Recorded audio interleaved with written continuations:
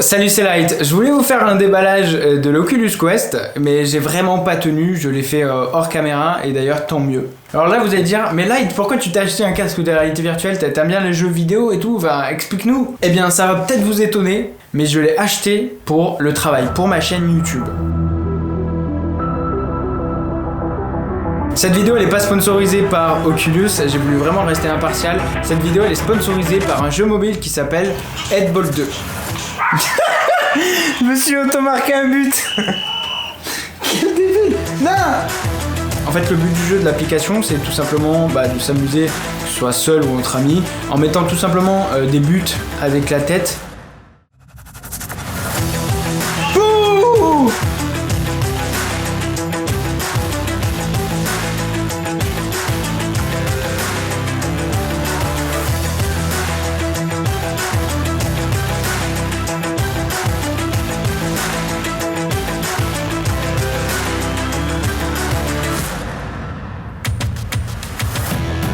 On peut plus faire d'unboxing parce qu'il y a vraiment pas grand chose à dire.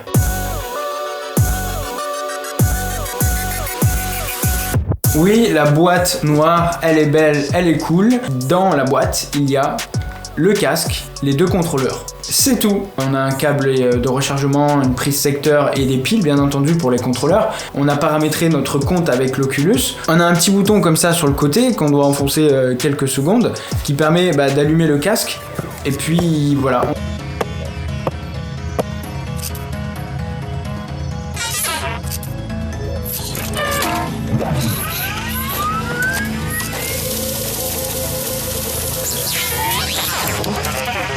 Que ce soit les manettes ou que ce soit le casque, c'est blindé de technologie ces trucs. Déjà, il n'y a pas besoin de paramétrer en Bluetooth chaque manette, etc. Le Quest, on le met sur la tête, ça détecte automatiquement qu'on met notre tête dedans. On clique sur les boutons et puis on peut accéder à l'interface. Voilà. Automatiquement, là, voilà, j'arrive sur le menu de réalité virtuelle. Et encore, vous voyez des bandes noires comme ça là sur les extrémités là. Moi, je vois la pièce. C'est fou, il est là le menu quoi. Il est là le menu quoi. Vous le voyez pas, non? Au niveau de la zone de jeu, c'est super simple à la délimiter. Vraiment, grâce à la fonctionnalité Guardian, on a juste à pointer le sol autour de nous et dès qu'on s'éloigne un peu trop ou s'approche un peu trop de la zone Guardian, ça nous met une clignotée en rouge pour dire attention, là vous êtes en train de sortir votre zone de jeu. Il y a bien entendu à droite et à gauche de quoi brancher des écouteurs. En bas, il y a un bouton volume, on peut régler au niveau des yeux, au niveau du serre-tête. Les contrôleurs, des contrôleurs on va dire plutôt standards, mais ils ont des capteurs tactiles sur le X, le Y, le A, le B. Concrètement, si je prends le contrôleur en main, que je ferme la main et que je tends mon doigt, dans le jeu, ma main sera comme ça, en train de pointer du doigt. Et il y a même des jeux dans lesquels on doit appuyer sur des trucs, on doit attraper des objets, des cassettes, etc. Bref, voilà, tout ce que vous êtes en train de voir à l'écran, c'est totalement fou. Ça permet de faire, certes, des petits mini-jeux un peu ludiques, de dire « Waouh, ça vole, des petites fusées, etc. » Au début, c'est sympa. Et puis très vite, tu vois les applications qu'il peut y avoir après dessus. Une des fonctionnalités qui m'a encore plus mis une claque, c'est la captation des mains pour pointer, déposer, enfin bref, pour naviguer dans le menu. C'est vraiment surprenant, tout le monde en parle et je trouve ça complètement fou. En plus de tout ça, on voit quand même que c'est un casque de qualité. Que ce soit avec le tissu, le beau noir, c'est une sorte de mat qui prend pas la poussière. Alors en termes de design, on reste super sobre, hein, c'est un casque noir, simple, voilà, y a rien à dire. Il y a même des gens qui s'amusent à prendre des stickers, à mettre un sticker comme ça sur leur casque, et avoir un produit quali comme ça à 450 € prix public, dans le monde de la réalité virtuelle, c'est vraiment pas cher.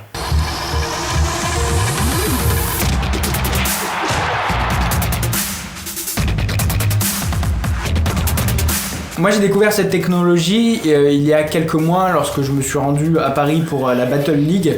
Je jouais à un jeu, c'était une démonstration en fait de Star Wars. On était dans la réalité virtuelle, il y avait un sabre laser en face de nous. On prenait le sabre laser, on appuyait sur le bouton et le sabre sort. Tu regardes autour de toi, t'as un sabre laser dans les mains, mais... Oh, pour moi j'étais dans l'espace en train de me tenir à des murs, j'étais sur un jetpack et tout, enfin, j'étais dans un autre monde quoi. Je connais même des gens qui ont réussi à maigrir avec la réalité virtuelle en jouant à Beat Saber. Vous savez, c'est un jeu où on a des sabres laser, on doit taper sur des blocs dans certains sens au rythme de la musique. C'est super fun, psychédélique, physique, c'est tout ce que vous voulez. C'est le jeu le plus réputé en fait de tout le VR game. Hier il y avait une session pour regarder un film. On est vraiment dans une salle de cinéma, on regarde à droite à gauche, on peut se déplacer dans la salle de cinéma et on regarde un film. C'est quoi ce film? Le monteur là. Dites-moi c'est quoi ce film?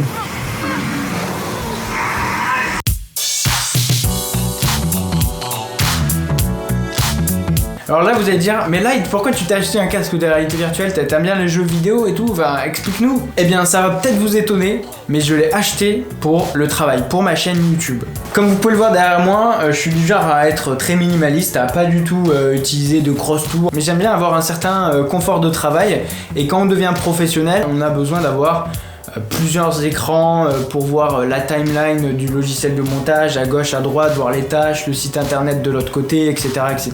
Si on les veut incurvés, ça coûte super cher. Si on les veut tactiles, ça coûte encore plus cher. On doit mettre des enceintes. On se retrouve très vite à avoir un bureau quand même surchargé. Je veux vraiment que dans la réalité, en fait, ce soit simple. Et bien, vous l'avez compris, je me suis dit, en fait, l'idéal, ça serait d'avoir mon ordinateur, donc tous mes écrans, que je peux prendre, plier, agrandir, rétrécir, reculer, avancer, etc., etc. dans la réalité virtuelle. Mon setup va devenir virtualisé. Je dis va devenir parce que j'attends de recevoir quand même le PC puissant. Hein. Mais normalement, durant ma prochaine vidéo setup, si tout se passe bien, je suis censé avoir que ça et une bonne souris. Les contrôleurs ils sont bien, donc même pas une souris. Et à la limite, une sorte de clavier de raccourci dans la réalité que je pourrais me faire. Et c'est tout. Me voilà donc dans une armoire aménagée, donc là elle est toute vide, on est d'accord, ça fait un peu pitié comme setup, on est d'accord. J'ai mon PC portable que je pense que je vais remplacer par une tour, un truc comme ça. Je m'assois sur ma chaise, je mets le casque et là vous allez voir c'est pas du tout pareil. Donc voilà mon interface, comme vous pouvez le voir, j'ai un magnifique paysage, je suis à l'extérieur, je connecte mon ordinateur, Drac ordinateur, pouf. Donc comme vous pouvez le voir, j'ai tous mes onglets qui sont là-haut, que je peux hop, glisser, déposer. Ça voilà, ça c'est la télécommande de l'Oculus. Je peux par exemple, vous voyez, ça c'est mes mails, je peux mettre mes mails ici. Je peux mettre, voilà, ça c'est mes missions du jour à faire, je les mets là-haut. Il y a même les développeurs, ils ont mis des petites applications sympas comme le panier de basket. Voilà, si on a besoin de se détendre quelques secondes, hop, on peut hop là s'amuser. Alors que pourtant, tu vois, je suis devant une armoire, quoi, tu vois, et pourtant, hop là, voilà, non, je suis mauvais. Je peux jouer au basket, hop, et 2 secondes après, hop, regardez les tâches que j'ai à faire. Mais en réalité, il y a beaucoup de choses qui sont en train d'être développées, qui sont pas totalement au point. Par exemple, ce logiciel-là, il est super cool. Cette application, elle est vraiment super cool pour faire du multitâche, etc. Par contre, pour la productivité, c'est pas ouf. Quand on ouvre une nouvelle fenêtre, ça nous ouvre un nouvel onglet là-haut, qu'on est obligé de glisser, déposer, etc. Donc, les développeurs, ils sont constamment en train d'améliorer ces trucs pour les professionnels. Donc, il y a d'autres applications qui sont un peu mieux pour la productivité sur l'Oculus. Mais voilà, j'ai choisi de vous montrer celle-là parce que c'est celle que je trouve clairement la plus agréable et la plus impressionnante. Qui peut se vanter d'avoir un setup comme ça, un 360 avec des écrans géants comme ça devant soi? Enfin, personne. Alors que pourtant, je vous le rappelle, je suis quand même dans une armoire. Je vous donne un petit exemple du futur. Là, je peux faire pivoter la pièce que j'ai modélisée. Donc ça, c'est un bloqueur de Toupie Trinité qui va bientôt sortir. Normalement, quand tout ça, justement, ça sera bien développé, et au lieu d'avoir la pièce en 2D sur un écran qui est screené sur le casque, je pourrais directement avoir la pièce en 3D comme ça devant moi. Ça, clairement, je vous le dis, c'est le futur.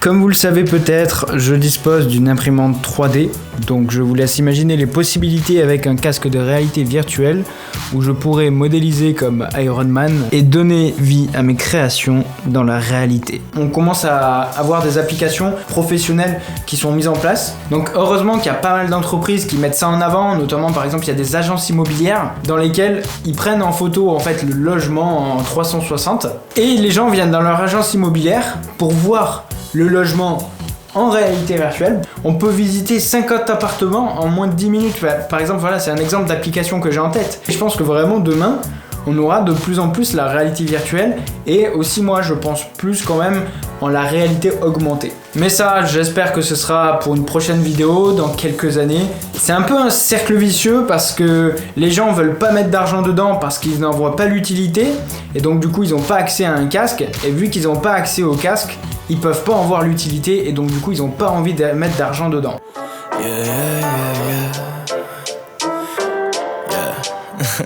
Déjà, c'est une technologie, heureusement, contrairement à la réalité augmentée, qui a subi beaucoup plus d'améliorations. Je pense que c'est le fait que y ait pas mal de gamers qui achetaient des casques de réalité virtuelle. Ça a servi à populariser tout ça. Et donc forcément, derrière, il y a une grosse communauté qui règle plein de problèmes. Par exemple, un truc tout bête, ce casque il a une résolution même pas HD, un truc comme ça, donc c'est quand même assez bas, moi j'arrive à voir les pixels. Eh bien on peut le super sampler, c'est-à-dire qu'en rognant sur le nombre d'images par seconde, on peut augmenter la qualité du casque. En termes de jeu, on est limité à des jeux très puissants parce que ça tourne avec des Snapdragon, enfin des trucs qu'on a quoi sur téléphone. Donc on n'a pas les jeux qu'on a normalement sur un Oculus Rift branché à un ordinateur. Mais ils ont créé ce qu'ils appellent l'Oculus Link qui permet de brancher le Quest à l'ordinateur qui le transforme en Oculus Rift. Je trouve ça fou. Un truc tout bête, Oculus là est en train de mettre en place un système comme quoi en fait quand on fait un double tap sur le côté du casque, et ben ça nous permet de voir instantanément la vraie réalité. La vraie réalité. C'est un pléonasme. Cette vidéo elle n'est pas sponsorisée par Oculus, comme je vous l'ai dit au début, elle est sponsorisée par Headball 2, donc voilà, n'oubliez pas à la fin de la vidéo d'aller voir dans la description et télécharger le jeu. Je serais très curieux de voir leur prochain modèle, le Quest 2 ou des choses comme ça qui vont sortir, parce que là, clairement, avec cette technologie, je me suis pris une claque. Et encore, la technologie est partie encore plus loin, parce que moi, j'ai encore besoin d'un ordinateur pour brancher les cartes SD dessus. Mais pour ceux qui n'ont pas besoin d'avoir de périphérique comme moi physique, vous pouvez accéder à un ordinateur ultra puissant grâce à un service cloud qui s'appelle Shadow PC, je pense que vous devez connaître. Comme Netflix, vous payez 30-40 € par mois et vous avez accès à un ordinateur surpuissant, constamment mis à jour, auquel vous pouvez jouer bien entendu à tous les jeux PC VR aussi du coup, depuis le Quest. C'est-à-dire que ce truc-là, ça va sur internet pour te streamer un PC. C'est fou! C'est fou, c'est totalement fou.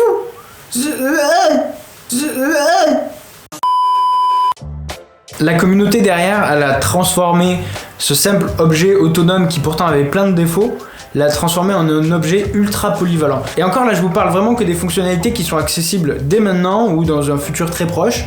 Il a des super bons contrastes, alors c'est peut-être pas le meilleur casque en termes de qualité d'image, en termes d'angle de vision, etc. Mais ça a mis un coup de pied dans la fourmilière de la réalité virtuelle qui fait que du coup aujourd'hui la réalité virtuelle commence à devenir de plus en plus mûre.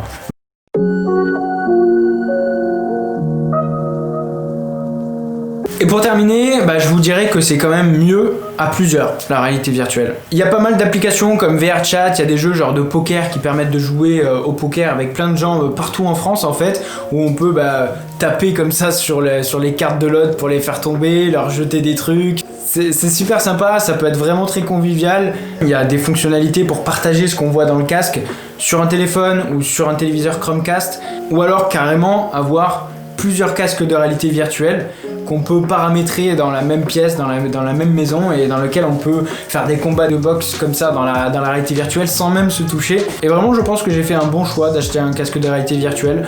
Peut-être un peu trop tôt, mais en tout cas, il faut que je soutienne cette technologie et c'est ce que je fais en faisant une vidéo dessus pour en parler, etc. Parce que vraiment, le tester, c'est l'adopter. Allez, je vous laisse, c'était Dracolite. N'oubliez pas de télécharger Headball 2 dans la description. N'oubliez pas, un téléchargement, c'est $1 pour ma chaîne YouTube. Bisous, je vous aime. Et yo!